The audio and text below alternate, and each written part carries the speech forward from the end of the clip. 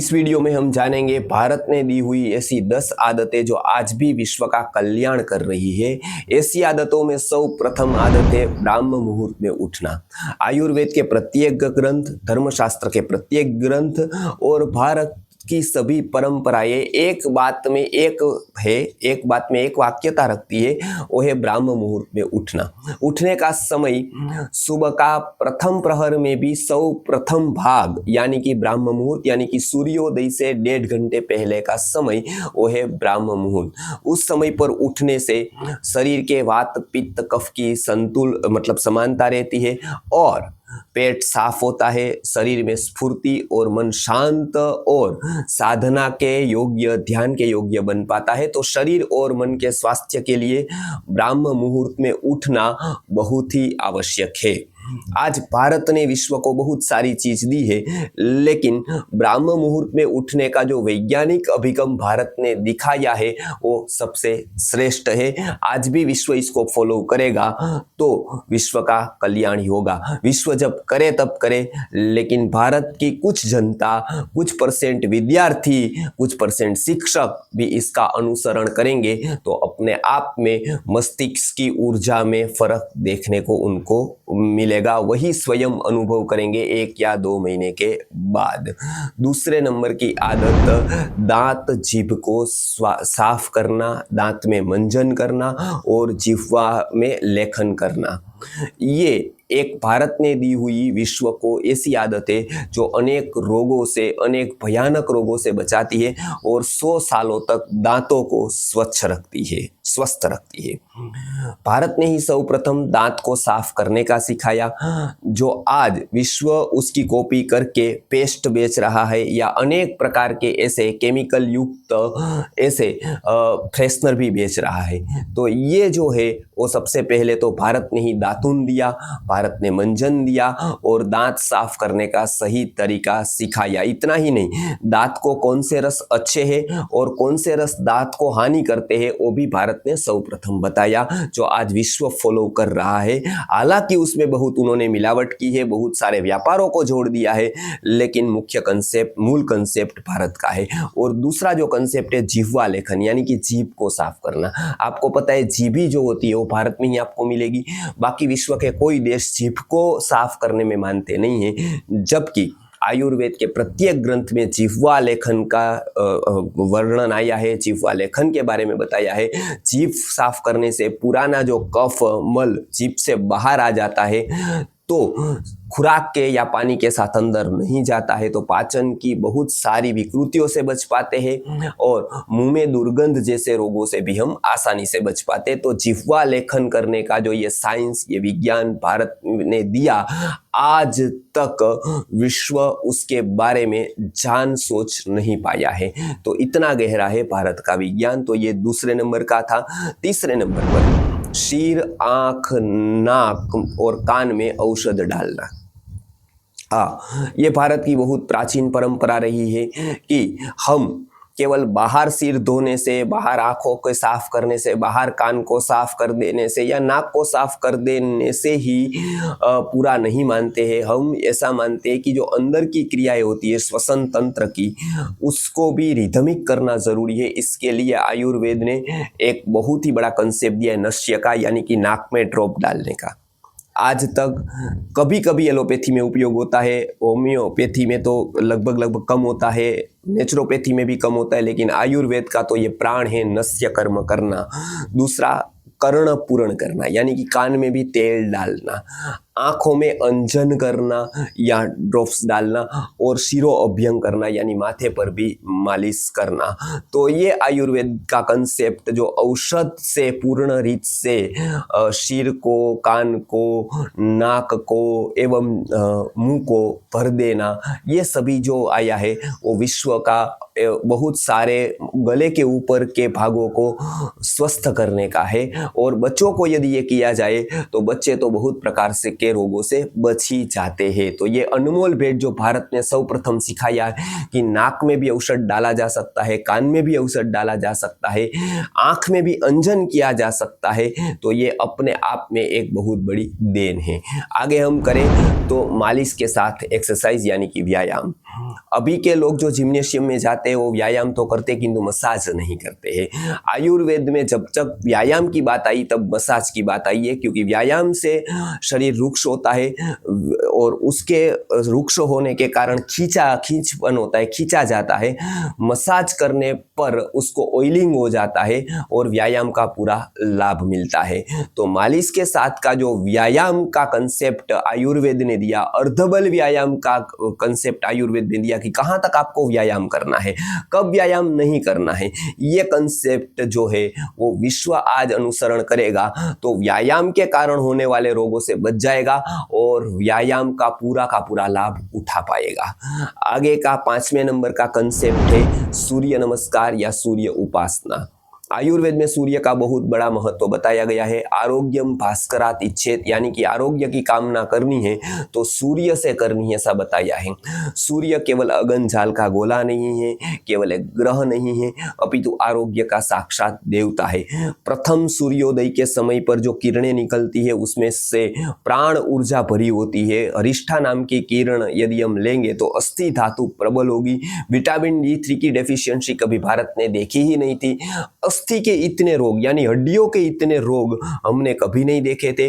बाल हमारे स्वस्थ और सुंदर थे, दांत हमारे 100 साल तक स्वस्थ रहते थे। उसका कारण विटामिन D और खास करके अस्थि धातु की सक्षमता थी और वो हमें सूर्य से मिलती थी। इसके लिए केवल न एक क्रिया के तौर पर अपितु एक उपासना के तौर पर सूर्य नमस्कार का महत्व है, सूर्य साधना का, सूर्य उपासना का महत्व है। 6ठे नंबर की जो आदत हमने दी अपितु उसको एक जीवन का अंग बनाया वो है उपवास। आज हालांकि वो उपहास हो गया है, लेकिन भारत का उपवास यदि सही मायने में विदेश में जाएगा, फरी मायने में विश्व उसका अनुकरण एवं अनुसरण करेगा तो फास्टिंग जो वो लोग कहते हैं और अलग अलग प्रकार के उपवास वो लोग कहते हैं, उससे कई गुना अच्छा परिणाम उसको उपवास से मिलेगा। क्योंकि भारत का उपवास या लंघन एक प्रकार का नहीं है, 10 प्रकार के अलग अलग लंघन आयुर्वेद में बताए हैं। उपवास के पहले और बाद में क्या करना उसका साइंस आयुर्वेद ने बताया है। उपवास के दौरान कौन सा पानी पीना, किस प्रकार से आपको रहन सहन में रहना वो भी आयुर्वेद बताता है। और हाँ, किन लोगों को उपवास नहीं करना है वो भी आयुर्वेद ने बताया है। और कितना उपवास किसको करना है वो भी आयुर्वेद ने बताया है। तो उपवास का पूरा साइंस है। केवल खाने को छोड़ देना उपवास नहीं है, केवल खाने में परिवर्तन करना वो भी उपवास नहीं है। उपवास का एक स्वतंत्र साइंस है, वो विश्व जानेगा। कम से कम भारत के लोग, भारत के संप्रदाय, भारत के धार्मिक लोग भी इसको जान लेंगे आयुर्वेद की एक इस उपवास के कंसेप्ट को, तो भी बहुत सारे रोगों से वो बच जाएंगे। 7वें नंबर का जो देन है वो है उपटन से स्नान। स्नान का केवल महत्व नहीं है, लेकिन घसीट कर जब उपटन लगाते हैं जिसको उद्वर्तन कहते हैं, तब जो छिद्र, रोम छिद्र जो पैक हो गए होते हैं और वो पैक होने से पसीना बाहर नहीं निकल पाता है और वो पसीना अंदर रहने से बहुत सारे टॉक्सिन्स अंदर रह जाते हैं और वो अंदर रह जाने से हमको बुखार जैसे रोग होते हैं। तो इसके लिए रोम छिद्रों को रोज खोलना जरूरी है। जैसे ताले को हम रोज खोलते हैं, उसी तरह से रोम छिद्र को खोलने के लिए केवल स्नान पर्याप्त नहीं होता है। उद्वर्तन यानी घसीट कर, औषधियों का जो चूर्ण होता है उसको घसीट कर यदि हम स्नान करेंगे तो रोम छिद्र खुल जाएंगे और पसीना बाहर निकल पाएगा। पसीना बाहर निकलने से बहुत सारे रोग भी बाहर निकल जाएंगे। तो उपटन से स्नान का ये अद्भुत महत्व है। 8वें नंबर की देन जो विश्व को भारत की है वो ऋतु काल प्रकृति के अनुसार आहार की चर्या। हाँ, हमने केवल आहार का महत्व नहीं बताया, अपितु ऋतु काल और प्रकृति के अनुसार हमारी आहार चर्या होनी चाहिए, इसका महत्व बताया। व्यक्ति को केवल पौष्टिक आहार दिया जाए या तो फिर हाई कैलोरीज वाला, बहुत न्यूट्रिशन वाला आहार दिया जाए, उसका कोई महत्व नहीं है, उससे वो बीमार भी हो सकता है। विवेक पूर्वक आहार यानी कि ऋतु को देखकर, काल को देखकर, प्रकृति को देखकर जो आहार की योजना भारत ने बनाई विश्व में आज तक किसी ने नहीं नहीं बनाई। इतना ही नहीं, एलोपैथी, होम्योपैथी, नेचुरोपैथी ने भी जो आहार का कहीं कहीं कुछ कुछ लिया, आयुर्वेद से ही लिया। हालांकि वो अंशी ले पाए, लेकिन आयुर्वेद ने जितना आहार के बारे में सोचा शायद ही कोई सदियों में सोच पाए। तो ये आहारचर्या हम समझेंगे, दूसरों को समझाएंगे, तो जो आहार हमारे लिए आज बीमारी का कारण बना है, वही आहार हमारे लिए स्वास्थ्य का कारण, प्राण ऊर्जा का कारण बन पाएगा। इसके बाद की आदत नंबर 9, धूपन और सुगंध चिकित्सा। आयुर्वेद बताता है कि सुगंध का संबंध हमारे नाक से या श्वसन तंत्र से कम है, मन से ज्यादा है। धूपन का भी ऐसा ही है। इसके लिए काश्यप संहिता में बताया गया है, आत्मवान धूमपा भवेत, यानी कि आत्मवान होना है उसको रोज धूपन करना है, स्वस्थ रहना है उसको धूपन सुबह शाम करना है। बोले ऐसे 40 प्रकार के धूपों का वर्णन काश्यप संहिता में दिया गया है और उसको धूपन चिकित्सा नाम से भी जाना जाता है। हम जब सुबह शाम गूगल का धूप करते हैं, नित्य आयुष्य वर्धक है, उसको केवल हम नाक से सूंघते नहीं है, पूरे शरीर से ग्रहण करते हैं, क्योंकि धुएं के परमाणु सबसे सूक्ष्म होते हैं और वो पूरे शरीर में चले जाते हैं। तो ये धूपन पहले हम आजमाएंगे, सुबह स्नान करके पूरा शरीर को खुला करके थोड़े छोटे कपड़े पहनकर पूरे के पूरे शरीर में धूप लेने का विधान आयुर्वेद ने किया है।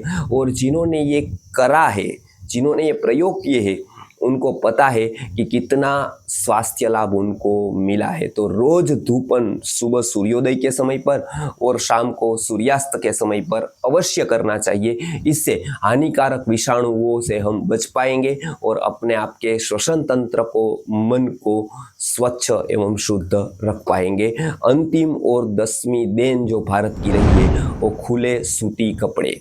विदेशियों ने हमको फिट स्किन टाइट कपड़े दिए, लेकिन भारत को ये पता था कि स्किन टाइट कपड़े पहनने से पसीना सूखता नहीं है, पसीना ऐसे ही रह जाता है, वो खुजली जैसे रोग करता है और खास करके मन को आरामदायक नहीं रहता है। भारत की जो जनता है वो शांत, प्रसन्नता, ये सभी सद्गुणों का बचाव करना चाहती है और उसमें अनुकूल कपड़े जो उनके होते हैं वो खुले और सूती कपड़े सर्वश्रेष्ठ है, भारत के आबोहवा के अनुकूल।